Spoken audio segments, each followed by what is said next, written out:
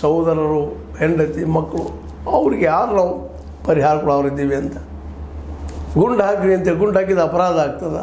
ನಾಳೆ ಅವ್ರು ಉಳಿದ್ರು ಸಿಕ್ಕರು ಸಹಿತ ಅವ್ರ ಜೀವನ ಪರ್ಯಂತ ಜೈಲಲ್ಲಿ ಕಳೆಯುವಂಥ ಪ್ರಸಂಗ ಬರ್ತದೆ. ಈ ಹೇಳುವಂಥ ಜನ ಹೊರಗಿರ್ತಾರೆ ಇವರೆಲ್ಲ. ಯಾರು ಯತ್ನಾಳಿಗೆ ಶಿಕ್ಷೆ ಆಗೋದಿಲ್ಲ, ಸಿದ್ದರಾಮಯ್ಯವ್ರಿಗೆ ಶಿಕ್ಷೆ ಆಗೋದಿಲ್ಲ, ಮತ್ತೊಬ್ಬಗೂ ಆಗೋದಿಲ್ಲ. ರಾಜಕಾರಣ ಹೇಳ್ತಾರೆ ಒಂದಿಷ್ಟು ಬರ್ತಾರೆ. ಈಗೇನು ಮತ್ತು 25 ಲಕ್ಷ ರೂಪಾಯಿ ಘೋಷಣೆಯನ್ನು ಮಾಡಿದ್ದಾರೆ ಅವ್ರ ಕುಟುಂಬಕ್ಕೆ. ಆದರೆ ಹೋದ ವ್ಯಕ್ತಿ ಬರ್ತಾನೆ ಅವನು 25 ಲಕ್ಷದಿಂದ ಅಂತ, ಕೋಟಿ ಕೊಟ್ಟರು ಬರ್ತಾನ ಅನ್ನುವಂಥದ್ದು ಇವತ್ತು ನಾವೆಲ್ಲರೂ ನಿಂತು ವಿಚಾರ ಮಾಡಬೇಕಾಗಿದೆ. ಈ ಹತ್ಯೆಗಳು ಬೇಕೇನಪ್ಪ ನಮಗಂತೆ. ನೋಡಿರಿ, ಅವರು ಪಾಪ ನಮ್ಮ ಸುಹಾಸ್ ಶೆಟ್ಟಿ ಅವರಿಗೆ ಏನಪ್ಪ ಅಂದ್ರೆ ಅವರು ಅದರಷ್ಟಲ್ಲ ಮಕ್ಕಳು ಸಣ್ಣ ಇದ್ದಾರೆ ಅಂಥೇಳಿ, ಅಶ್ರಫ್ ಹಾಗೂ ಸಹಿತ ಮಕ್ಕಳು ಇದ್ದಾರೆ, ಅವರು ಸಣ್ಣ ಇದ್ದಾವ. ಅಲ್ಲೂ ನೋವು, ಆ ಸಂಕಟ ಮನೆಯಲ್ಲಿ ಹೆಂಡತಿ ಮಕ್ಕಳಿಗೆ, ಇಲ್ಲೂ ತಂದೆ ತಾಯಿಗಳಿಗೆ ವಯಸ್ಸಾದಂಥವ್ರು ವಯಸ್ಸಲ್ಲಿ ಅದ್ರೂ ಮುಪ್ಪಾವಸ್ಥೆಯೊಳಗೆ ಮಕ್ಕಳನ್ನ ಕಳ್ಕೊಳ್ಳೋದಪ್ಪ ಅಂದ್ರೆ ಭಾಳಷ್ಟು ತ್ರಾಸಾಗ್ತದೆ. ಆದರೂ ಒಬ್ಬ ಮಗ ಇದ್ದಪ್ಪ ಅಂತಂದ್ರೆ ಏನು ಮಾಡೋದಪ್ಪ ಅನ್ನುವಂಥ ಪ್ರಸಂಗ ಬರ್ತದೆ.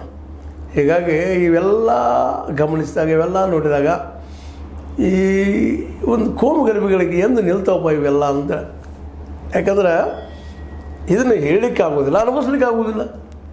ಆದರೂ ನಮ್ಮ ರಾಜಕಾರಣಿ ಜನಗಳು ತಮ್ಮ ಲಾಭಕ್ಕಾಗಿ ಏನೇನೋ ಏನೇನೋ ತಮ್ಮ ಮಕ್ಕಳನ್ನು ಏನೇನೋ ಮಾಡಿ ಏನೇನೋ ದುಡ್ತಾ ಇದ್ದಾರೆ. ಅವರಿಗೆ ಇಡೀ ನಮ್ಮ ಯುವಕರಿಗೆ ಉದ್ಯೋಗಗಳು ಶಕ್ತಿ ಇಲ್ಲ ಈ ಸರ್ಕಾರಗಳಿಗೆ, ವಿರೋಧ ಪಕ್ಷದಲ್ಲಿ, ಆಡಳಿತ ಪಕ್ಷದಲ್ಲಿ.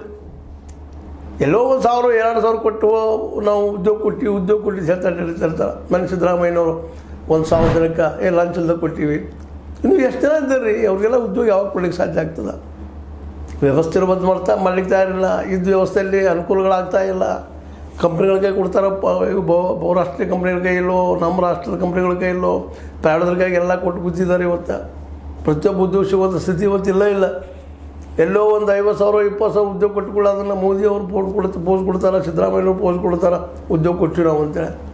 ಲಕ್ಷ ಜನ ಹೊರಗೆ ಬರ್ತಾ ಇದ್ದಾರೆ ಕಲಿತ. ಅವ್ರಿಗೇನು ಬದುಕ ಅನ್ನುವಂಥ ಸಹಿತ ಯಾರಿಗೂ ವಿಚಾರ ಇಲ್ಲ. ಉದ್ಯೋಗ ಸೃಷ್ಟಿ ಮಾಡೋದಕ್ಕೆ ಲಕ್ಷ ಇಲ್ಲ ಎಲ್ಲರಿಗೂ. ಎಲೆಕ್ಷನ್ಗೆ ಓಟ್ ಹಾಕಿಸ್ಕೊಳ್ಳೋದು, ಗೆಲ್ಲೋದು, ಎದ್ದು ಹೋಗಿಬಿಡೋದು, 5 ವರ್ಷ ಆಡೋದು, ಸಿಕ್ಕಾಪಟ್ಟೆ ಗಳಿಸೋದು, ಮತ್ತು ಮಕ್ಕಳು ಮರಿಮಕ್ಕಳು ಎಲ್ಲ ಆರಾಮಿರುವಂಥ ವ್ಯವಸ್ಥೆ ಮಾಡ್ಕೊಳ್ಳೋದು. ಇಂಥ ದುರಂತ ವ್ಯವಸ್ಥೆಯಲ್ಲೇ ಇವೆಲ್ಲ ನಡೀತಾ ಇದ್ದಾವೆ. ಇದಕ್ಕಾಗಿ ಇವೆಲ್ಲ ಇವತ್ತು ನಮ್ಮ ಯುವಕರು ಬಲಿ ಆಗ್ತಾ